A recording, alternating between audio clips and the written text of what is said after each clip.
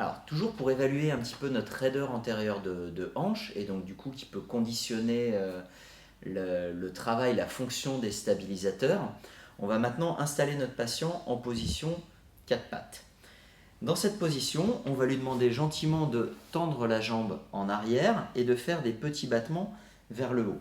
On va nous positionner notre main sur l'épine iliaque postéro-supérieure. L'idée, c'est que quand il va faire son mouvement, il y a un moment où, s'il a une raideur antérieure de hanche, quand il va monter sa jambe vers le haut, le mouvement ne se fera plus dans la hanche, mais il va avoir une compensation qui va se faire avec de l'antéversion et de l'extension lombaire.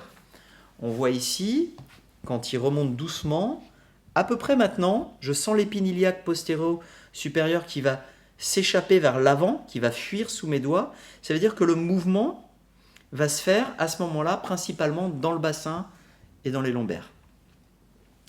Donc au moment où je sens l'épine iliaque qui fuit sous mes doigts, je peux aller faire une mesure angulaire.